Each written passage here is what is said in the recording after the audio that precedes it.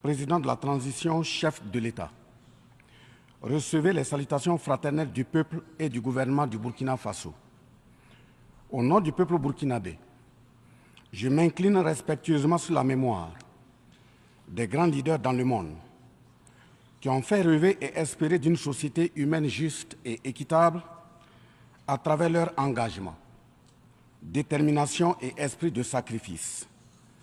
Je cite notamment Fidel Castro de Cuba, Patrice Émeric Lumumba du Congo, Modibo Keïta du Mali, Ruben Unyobé et Félix Moumié du Cameroun, Sylvanus Olympio du Togo, Che Guevara de l'Argentine, Martin Luther King et Malcolm X des États-Unis d'Amérique, Nelson Mandela de l'Afrique du Sud, Jomo Kenyatta du Kenya, Amical Cabral de la Guinée-Bissau et des îles Cap-Vert, Marianne Ngouabi du Congo-Brazzaville, le capitaine Noël Isidore Thomas Sankara du Burkina Faso, etc. Ces leaders ont été, pour la plupart, exécutés de façon violente et d'autres assassinés à travers le feu des prisons et des empoisonnements. Leur seul crime a été pour chacun d'eux l'incarnation des rêves, des ambitions, de l'espoir des peuples meurtris, violés, violentés et pillés. Monsieur le Président, ma présence à cette tribune honorable des Nations Unies, au nom du Burkina Faso, pays des hommes intègres, n'est pas pour ériger des murs de lamentation.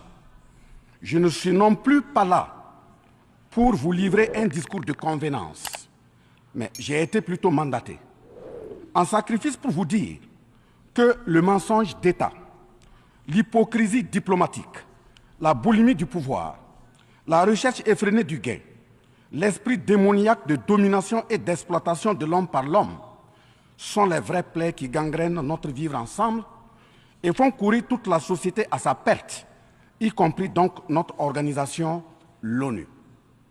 Son Excellence, M. Antonio Guterres, secrétaire général de l'Organisation des Nations Unies, Son Excellence M.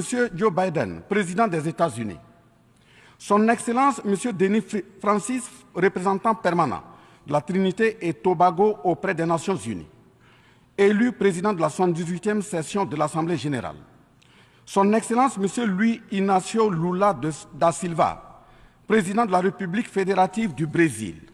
Permettez-moi de reprendre ici des parties de vos propos, discours respectifs prononcés à cette même tribune à l'ouverture de cette 78e session. Primo, je cite, « Nous sommes dans un monde sans dessus-dessous. Des cadavres jonchent les plages où des milliardaires se prélassent. » Pour la deuxième personnalité, je cite, « Nous sommes à la croisée des chemins. Nous avons une cause commune, à savoir léguer à nos enfants un monde avec un bon climat social. » Fin de citation.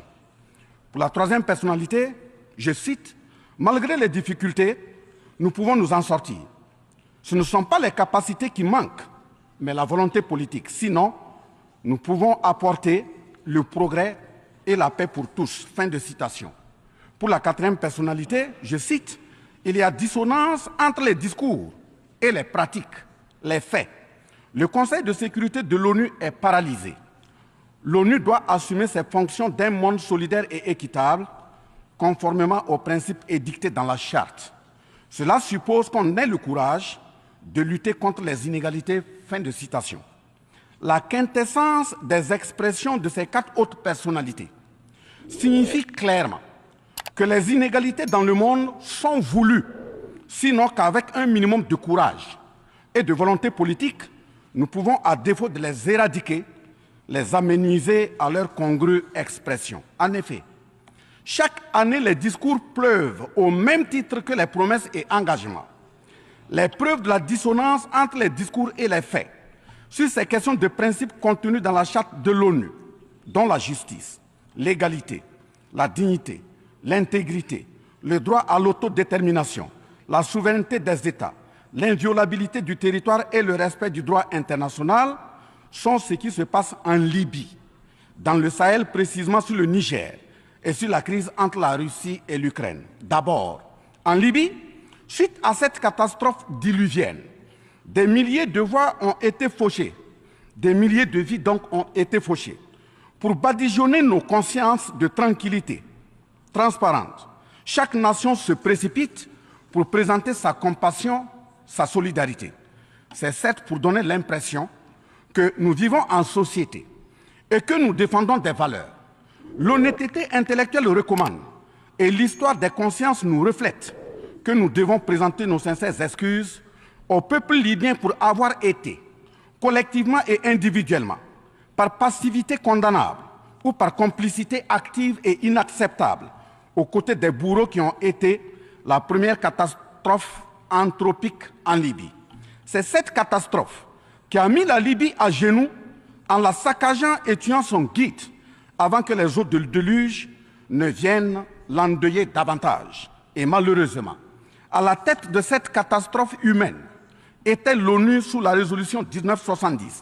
Et le silence coupable voit la complicité de la CEDEAO et de l'Union africaine. Cette macabre intervention, avec la France de Nicolas Sarkozy en tête, a liquidé le guide libyen, le colonel Muammar Kadhafi, le 20 octobre 2011. Si les condoléances au peuple libyen avaient un minimum de bon sens et sans hypocrisie, cette diplomatie macabre n'aurait jamais lieu autour du cas du Niger pour y créer une Libye bis. Ensuite, pour preuve que les relations internationales sont teintées d'une haute hypocrisie diplomatique, dénudées de conscience, de morale, de dignité, d'intégrité, de justice, donc de paix, ce sont encore les mêmes gesticulations dans un aliment scandaleusement mortifère qui s'agitent comme des fauves autour de leur proie blessée pour la dévorer. Aujourd'hui, nous avons fait le constat malheureux que, contrairement au discours de profession de bonne foi prononcé à cette tribune de l'ONU, invitant au respect de la Charte de l'ONU et du droit international, les dirigeants représentant le peuple frère du Niger ont été pratiquement interdits d'accès au siège des Nations Unies. Le Burkina Faso condamne fermement cette manœuvre sordide qui relève de pratiques moyenâgeuses. Cela ne peut évidemment se faire que par des esprits en perte de valeurs essentielles pour toute vie harmonieuse en société. De ce fait, nous renchérissons pour dire que l'ONU ne doit en aucun cas être un instrument dans les mains d'un quelconque pays.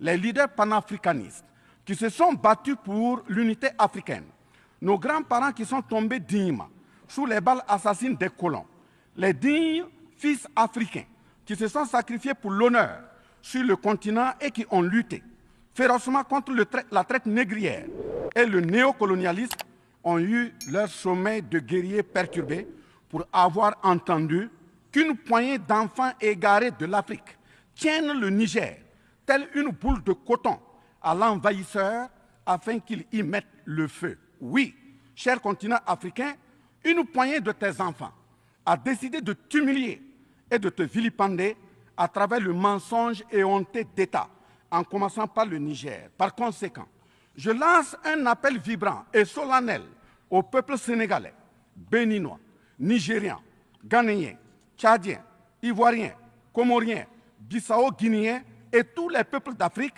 à se mobiliser davantage dans la fraternité et la solidarité africaine afin d'éviter que les impérialistes mettent le feu au Niger, comme le cas de la Libye. Monsieur le Président, Monsieur le Secrétaire général, distingué personnalité, j'insiste à cette tribune de l'ONU et devant le monde entier que la CEDEAO, l'Union africaine et l'ONU doivent impérativement se muer en des organisations véritables des peuples en lieu et place de structures d'une minorité de chefs d'État.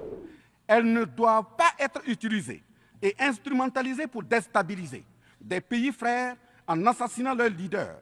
Ce n'est qu'à ce prix que la charte de l'ONU et le droit international auront un sens. Enfin, parlant de la charte de l'ONU et du droit international, un conflit entre la Russie et l'Ukraine est entretenu et voulu par certaines puissances.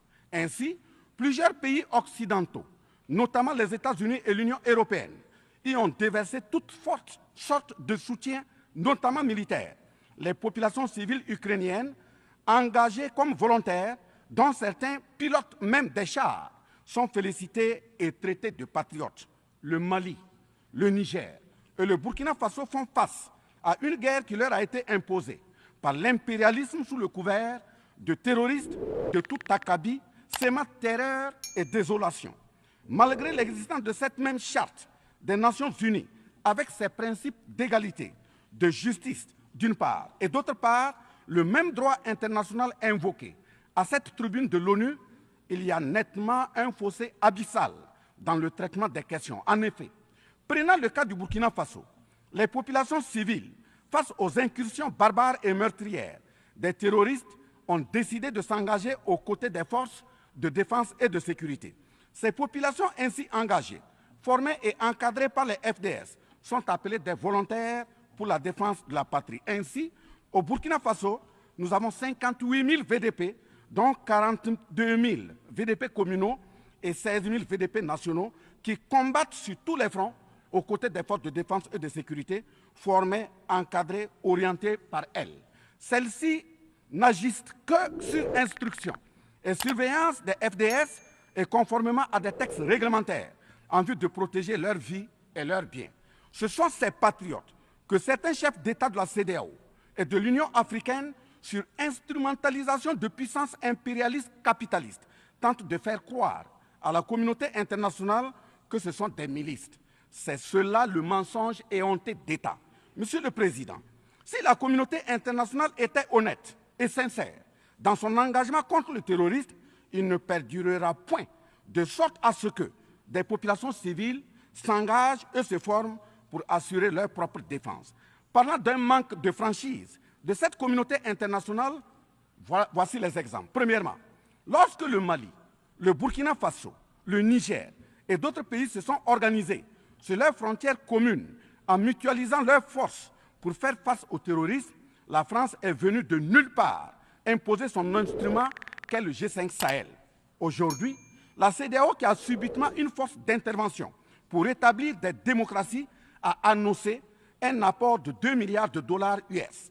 Mais à la création de cette G5 Sahel, jusqu'à nos jours, à sa vaporisation, cette CEDEAO n'a pu débourser que 25 millions de dollars, 25 millions de dollars US.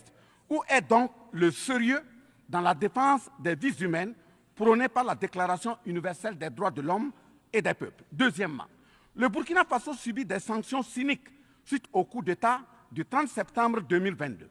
Cette nébuleuse dite communauté internationale, sous l'impulsion de la France qui est passée par ses valets locaux en Afrique, a tenté d'abord de faire nommer un Premier ministre au Burkina Faso en vain. Ensuite, ils sont passés à l'imposition de ministres dans des postes stratégiques au sein du gouvernement burkinabé en vain. Et enfin, ils ont négocié le maintien des relations afin que le capitaine Ibrahim Traoré mette en œuvre tout ce qu'ils décideront, condition sine qua non d'une durée à souhait au pouvoir. L'ayant aussi refusé, au nom de l'intérêt supérieur de son peuple, une avalanche de mesures répressives, de menaces, de tentatives de coup d'État, manœuvres immorales sont en élaboration dans des laboratoires criminels. Et malheureusement, toutes ces manœuvres et missions macabres sont pilotées en marionnettes téléguidées par des personnages de couloir présidentiel africains. C'est ainsi que même cette fameuse initiative d'Accra, sans le Mali, n'a pas fait long feu. Troisièmement, en plus des coupures d'aide, d'annulation de conventions de formation de nos forces de défense et de sécurité, nous assistons au blocage de notre matériel militaire, commandé avec la sueur de nos compatriotes, toujours sous l'impulsion de la France.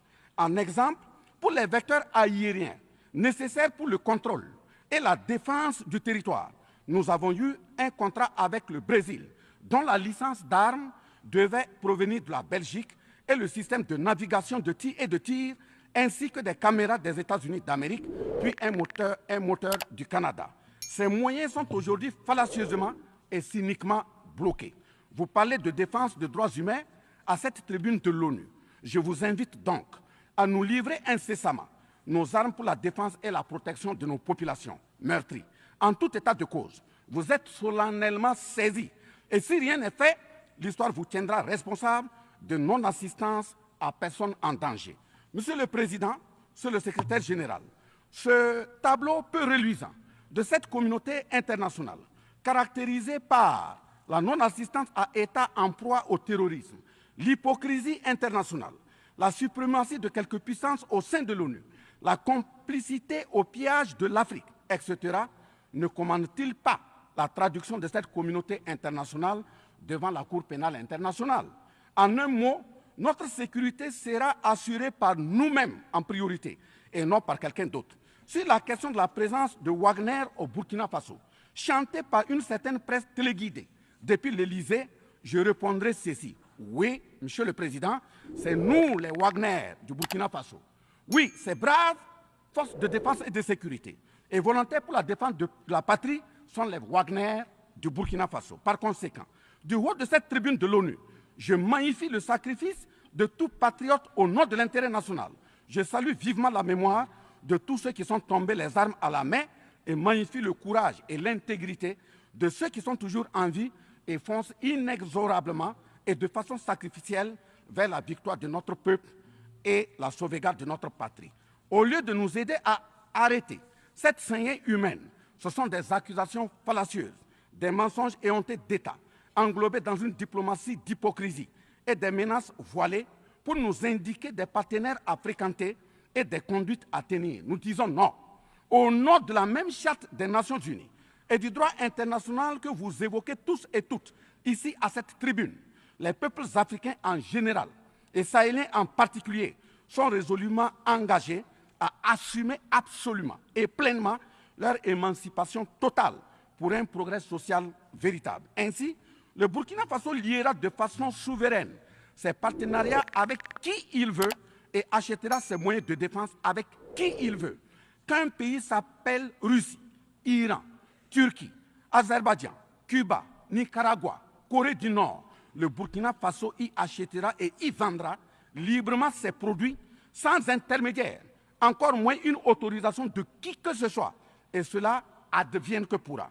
Monsieur le Président, le Secrétaire général, parlant toujours d'hypocrisie et de mensonges d'État, dans cette question de lutte contre le terrorisme, en général et dans le Sahel en particulier, voici d'autres faits que vous n'ignorez certainement pas et j'en suis certain. Primo, dans le Sahel, nous avons près d'une dizaine de milliers de soldats d'armées étrangères, composés en majorité de soldats français, mais également des soldats américains, allemands, italiens, etc., avec des armes, des matériels volants et de surveillance des plus sophistiqués au monde. Et malgré tout, personne ne voit des colonnes de centaines de terroristes se déplacer pour aller servir la désolation et la mort, souvent avec des armes inimaginables. Au Mali, au Niger et au Burkina Faso, il n'y a ni usine de fabrique d'armes, ni de munitions. Qui recrute donc ces terroristes? Qui les entraîne? Qui les dote en permanence? Qui les nourrit et avec quels moyens? Croyez-vous à cette philanthropie au nom de laquelle des Occidentaux vont envoyer leurs militaires au Sahel mourir pour des beaux yeux des Sahéliens? Si oui, qu'est-ce qui justifie les énervements et autres gesticulations puériles et diplomatiques dès qu'on dit à la France de déguerpir militairement? La vraie raison, ce sont les ressources du sous-sol au Sahel. En effet, l'Assemblée nationale française a voté la loi numéro 057-7-27 du 10 janvier 1957, parue dans le journal officiel de la République française du 12 janvier 1957, portant création de l'Organisation commune des régions sahariennes, OCRS, qui regroupe des parties du Mali, du Burkina Faso, du Niger, de la Mauritanie, de l'Algérie, etc. Cette zone n'a jusque-là pas d'égal dans le monde en termes de richesse de sous-sol. À titre d'exemple, la nappe phréatique la plus importante va de la Mauritanie à la Somalie, en passant par le Mali, l'Algérie, la Libye, le Niger, etc.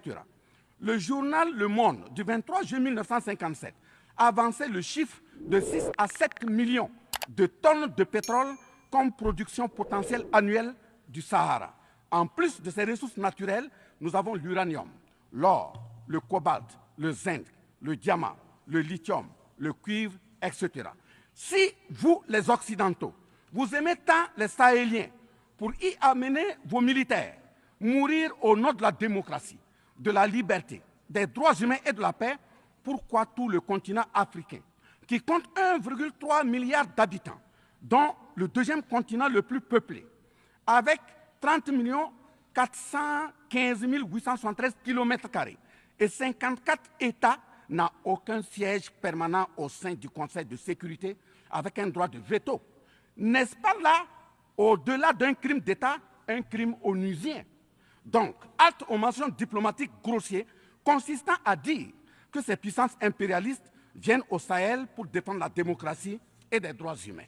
Parlant de droits humains, je vous rappelle que la première charte au monde sur cette question de droits humains de l'homme est bien celle de Kouroukan-Fougan de 1236 au Mandé actuel Mali. De ce fait que les moralisateurs expansionnistes gardent leur rhétorique de respect des droits humains à géométrie variable pour leurs terroristes qu'ils encadrent. Secondo, l'Afrique n'aime pas comparer les morts. C'est un manque d'éducation que de le faire. Par conséquent, je m'incline respectueusement sur la mémoire de toutes les nationalités ayant perdu la vie en Afrique en général et au Sahel en particulier. Ainsi, sur les sorties hasardeuses, condescendantes et malheureuses du président de la République française Emmanuel Macron, et qui frise souvent le ridicule, tout en se glorifiant d'une hypothétique condescendance sur les peuples africains, je m'impose le devoir de lui faire un petit cours d'histoire sur sa propre histoire. Voilà pourquoi les salles de classe sont faites pour que les enfants apprennent les cours et grandissent bien, que de s'adonner à autre chose, au risque de se perdre à jamais. Mais pour commencer, je précise qu'aucun peuple africain ne s'est opposé au peuple français. Il n'y a pas donc de sentiment anti-français en Afrique. Il n'y en aura jamais du fait de notre légendaire hospitalité et amour du prochain. Il n'y a que les peuples africains refusent la condescendance, l'arrogance, l'insolence, la suffisance, le paternalisme, le pillage de ses ressources et le crime organisé. En effet, pour votre mémoire, M. Emmanuel Macron, d'abord, je rappelle l'appel à travers la BBC en Angleterre le 14 juin 1940, lancé par votre propre grand-père, le général de Gaulle, à l'endroit de l'Afrique pour venir sauver la France des griffes des nazis. Comme rappel, nous avons 17 000 Maliens morts pendant les deux guerres mondiales, d'une dette de sang que la France semble avoir occultée. S'ils le veulent, qu'ils aillent dans le livre, confère livre de Bakary Kamia, professeur agrégé de l'université Sorbonne. J'ajoute dans ce même document, à la page 344, au tableau 21, les vétérans soudanais des deux guerres. Il en résume un total du Burkina Faso, du Mali et du Niger à 82 208 combattants qui sont tombés. Et au niveau de l'Afrique occidentale française, il y a eu 154 519 combattants mobilisés, qu'ils se confèrent donc aux sources Henri Léger, rapport de fin de mission en AOF Dakar, le 13 juin 1950, archives du Sénégal, code 4 D 68, entre parenthèses 89, voire annexe 5. Ensuite, le 17 novembre 1986, François Mitterrand, président français d'alors, en réponse au capitaine Thomas Sankara, disait ceci, je cite, « L'Afrique a été pillée. J'ai parlé de matières premières. J'aurais dû parler des hommes. Pendant des siècles, on vous a exploité humainement. On a volé vos hommes, vos femmes, vos enfants. On s'est servi de vous. Je comprends votre refus, votre révolte, et j'approuve votre combat. Vous avez raison de refuser d'être un continent sacrifié. Le moment est venu où vous devez vous-même développer vos économies à partir de ces biens et de ces hommes. Et le devoir de ces pays qui ont profité abusivement du travail africain, c'est de restituer à l'Afrique une part de ce qui a été pris au travers des siècles derniers. Fin de citation. Effectivement, l'Afrique a toujours été vachement pillée, mais elle reste riche en hommes, en valeurs et en richesses minières. Pour preuve, parlant de ses ressources minières, l'Afrique, c'est 30% des ressources minérales mondiales, 40% des réserves d'or, 33% des réserves de diamants, 80% des réserves de coltan, 60% des réserves de cobalt, 55% des réserves en uranium, etc. C'est pour la défense ferme de cette Afrique que la jeunesse africaine est plus que jamais debout. Monsieur Macron, avez-vous encore besoin d'un peu d'histoire pour vous remémorer enfin, bien avant cette sortie regrettable et donc malheureuse du président français Emmanuel Macron, il s'était attaqué, comme tant d'autres de ses compatriotes politiciens, à la maternité africaine. Et là aussi, je tiens à lui rappeler que l'Allemagne compte 80 millions d'habitants environ sur une superficie de 347 000 km² face au Congo, qui a 95 millions d'habitants sur une superficie de 2 345 000 km². Deuxièmement, la Belgique compte 11 millions d'habitants sur une superficie de 30 000 km² face au Gabon, qui a 2,5 millions d'habitants sur une superficie de 267 000 km². Troisièmement, la France compte 68 millions d'habitants sur 672 329 km² face à la Namibie, qui compte 2,5 millions d'habitants sur une superficie de 825 000 km². C'est fort de tout ce qui précède que, justement, Aimé Césaire, paix à son âme, disait, je cite, « L'Afrique est le seul continent au monde où les populations chantent et dansent et applaudissent pour ceux qui les appauvrissent, les affament et les torturent. Le malheur de l'Afrique, c'est d'avoir rencontré la France. » Fin de citation. Certes que l'Occident a violenté, volé et violé l'Afrique. Quelle est notre part de responsabilité en tant que dirigeants africains? N'est-ce pas nous, dirigeants africains, qui prêtons le flanc pour qu'on nous piétine? En effet, nous avons abandonné notre identité pour ne rien être. Nos noms ont disparu pour faire place à d'autres noms importés et qui ne collent pas à nos réalités. Il nous faut reconquérir notre culture. Nous avons singé en copiant l'Occident, en monogamie. Voilà qu'aujourd'hui, on veut nous faire croire que des contre-valeurs, des attitudes contre la nature relèvent du ressort de la liberté. Il ne sera pas question d'homosexualité en Afrique, je le répète. Il ne sera pas question d'homosexualité chez nous. Monsieur le Président, ce qui vient d'être décrit sont les étiquettes profondément malheureuses d'une ONU aujourd'hui résumée qu'à sa portion de forme, car 1,2 milliard de personnes sont plongées dans la misère. 2 000 milliards de dollars US dans l'armement. 20 fois le budget de l'ONU dans le nucléaire. Sur les questions de développement, l'Afrique reçoit du FMI et de la Banque mondiale 34 milliards de dollars contre 160 milliards de dollars pour l'Occident. La paralysie du Conseil de sécurité de l'ONU, la paralysie de l'Organisation mondiale du commerce, la montée des tensions suite au repositionnement géostratégique. L'Organisation mondiale du commerce également encore bloquée. Le Fonds monétaire international, FMI et la Banque mondiale qui fonctionnent en véritable usurier. L'Organisation mondiale de la santé qui est de plus en plus dominée par les firmes pharmaceutiques de rente, donnant ainsi une priorité commerciale que sociale aux vaccins tels que le vaccin contre la Covid-19. L'ONU qui devient de plus en plus l'ombre d'elle-même de par les tentatives de sa prise en otage par un conglomérat de puissances internationales impérialistes, brouillant ainsi la clarté et le sérieux dans ses prises de position, etc. Par conséquent, les peuples africains en général, et sahéliens en particulier, se battront vigoureusement pour que la CEDEAO, l'Union africaine et l'ONU soient des institutions au service véritablement des peuples du monde pour leur profonde émancipation et le progrès social véritable. Parce que ce sont les manquements de ces organisations, leur manque de sincérité, leurs décisions clientélistes et à géométrie variable, la couverture des tripatouillages constitutionnels, avec leur lot de crimes, la promotion de la mauvaise gouvernance, le pillage, la désorganisation sociale et la corruption qui conduisent immanquablement au coup d'État, qui ne sont donc que des conséquences. Traitons donc les causes et les conséquences disparaîtront d'elles-mêmes.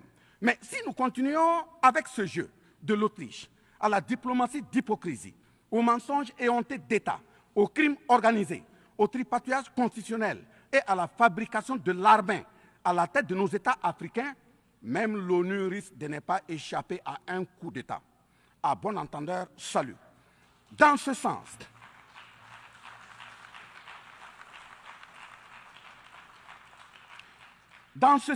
et afin de prendre leur destin en main, le Mali, le Niger et le Burkina Faso ont signé l'Alliance des États du Sahel, en abrégé AES. L'AES est une architecture pour la sécurisation de nos pays, partant du traité révisé de l'autorité de développement intégré de la région de l'Iptako-Gourma. Prenant en compte la situation sécuritaire et surtout le manque de franchise dans le partenariat, il s'agit de compter sur nos propres ressources en recherchant la mutualisation de nos moyens et à œuvrer à faire disparaître les discontinuités dans les espaces de manœuvre opérationnels. Monsieur le Président, je vous signifie avec force et fermeté, dans une haute et intelligible voix que, primo, nous, peuple africain, sommes foncièrement démocrates. Pour preuve, notre attachement à la dignité humaine transcende la démocratie.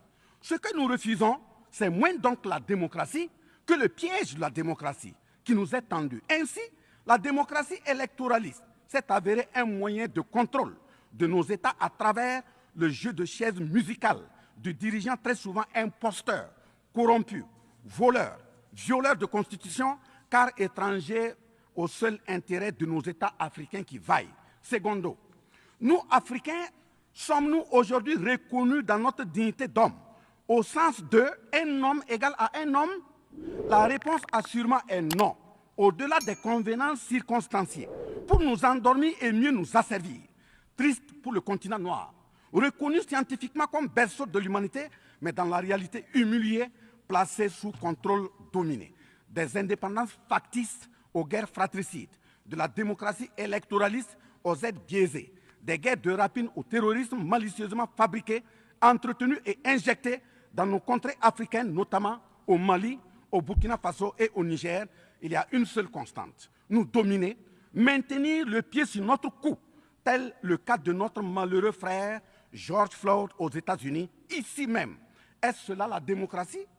Et il se trouve des partisans de cette conception étriquée de la liberté pour justifier intellectuellement l'asservissement et la barbarie contre nos peuples en lutte pour leur dignité et leur souveraineté au nom d'un principe paradoxal de liberté qui, in fine, assassine la liberté. Oh liberté, quel crime n'a-t-on pas commis en ton nom? C'est pourquoi nous décidons désormais de dire non. Non à tous ces amis qui veulent du bien au point de nous menacer de guerre pour imposer leur amitié. Nous adapterons notre démocratie tant brandie et chantée par des loups dans des pots de bélier afin de sécréter par nous-mêmes le leadership politique adéquat pour nos peuples en vue de leur bonheur. Oui, l'émancipation totale et le progrès social véritable pour nos peuples constituent la finalité de toute action, qu'elle soit politique, économique, socio-culturelle et ou sécuritaire. Troisièmement, les peuples africains en général, et ceux sahéliens en particulier, ont découvert des chaînes d'aliénation économique, sécuritaire, socio-culturelle matérialisées en accord secret avec la France et sont engagés à les casser pour leur émancipation véritable. Ce sont entre autres, premièrement, la dette coloniale. Nous n'allons pas fermer les yeux et la payer tout en laissant nos populations mourir de faim et de soif et voire de maladie. Deuxièmement, la question de la monnaie dont le franc CFA, appelé franc des colonies françaises d'Afrique, n'est pas une priorité africaine. Au plan juridique, la propriété est le droit de jouir et disposer des choses de la manière la plus absolue. Confère article 544 du Code civil français chez eux-mêmes. Un brevet est donc détenu par la France sur le franc CFA. Elle est par conséquent propriétaire du franc CFA et elle la loue aux États francophones africains. Ce qui est marrant en plus est que le biais produit par la France pour l'Afrique de l'Ouest diffère de ceux de l'Afrique centrale en valeur monétaire sous la même appellation franc CFA. Le seul document reconnaissant le franc CFA est le décret numéro 45-0136 du 26 décembre 1945, dont les signataires furent Charles de Gaulle, président du gouvernement provisoire, René Pleven, ministre des Finances, et Jacques Soustel, ministre des Colonies. Quatrièmement, la priorité aux intérêts aux entreprises françaises dans les marchés publics et appels d'offres publics, c'est terminé. Cinquièmement, le droit exclusif de fournir des équipements militaires et de former les officiers militaires des colonies, là également c'est terminé, etc. Quatrièmement, personne n'applaudit un coup d'État. Mais si nous ignorons que ces coups d'État sont souvent des conséquences de la mauvaise gouvernance et des tripatouillages constitutionnels pour s'offrir des mandats supplémentaires, il y en aura toujours. Donc, ayons la lucidité de combattre les vraies causes en restant exigeants sur le respect des règles démocratiques et de la bonne gouvernance. Cinquièmement, les peuples africains ne sont pas opposés au peuple français, mais c'est plutôt la politique française, pleine de condescendance, qui est rejetée. En effet, la France, en refusant le rapatriement de son ambassadeur récusé au Niger, est une violation du droit international, notamment l'article 9 alinéa 1 et 2 de la Convention de Vienne sur les relations diplomatiques de 1961. En décidant de l'interdiction des artistes du Burkina Faso, du Mali et du Niger en France, c'est une méconnaissance très grave de la portée culturelle en tant que moteur d'équilibre familial, communautaire, voire national. L'artiste est un médecin du psychique, même à distance. En déclarant qu'ils ne veulent pas de chômeurs, de migrants, de voleurs, etc. en France, nous en Afrique en général, et au Sahel en particulier, ce sont les producteurs de chômeurs et de voleurs via le pillage cynique de nos ressources que nous ne voulons pas. Mais sincère reconnaissance au peuple du monde, à l'ensemble des personnalités à tous les niveaux dans le monde qui comprennent et accompagnent le Burkina Faso, le Mali et le Niger dans cette montée certes difficile, mais s'adhère totale sur le chemin de la pleine émancipation, l'expression de la dignité, de l'honneur, de la liberté, de l'égalité, de la prospérité, de la justice et donc de la paix. Face à la situation que traverse le Burkina Faso, le gouvernement burkinabé a mis en œuvre des actions vigoureuses à travers l'adoption d'un nouveau plan de développement, le plan d'action pour la stabilisation et le développement, et ses 4 axes prioritaires qui sont, premièrement, la lutte contre le terrorisme et la restauration de l'intégrité territoriale. Deuxièmement, la réponse à la crise humanitaire. Troisièmement, la réponse de l'État à l'amélioration de la gouvernance.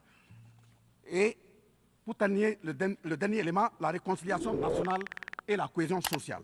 Ces efforts visent à offrir à la population burkinabé de meilleures conditions de vie, tout en saluant l'ensemble des partenaires à travers le monde qui nous accompagnent.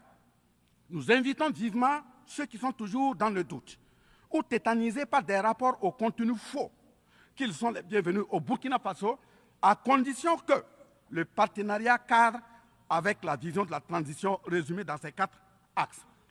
Vive l'ONU, vive la 78e session, vive les peuples en lutte, vive la solidarité entre les peuples, vive l'Afrique libre, vive l'Alliance des États du Sahel, vive le Burkina Faso, la patrie ou la mort, nous vaincrons. Je vous remercie.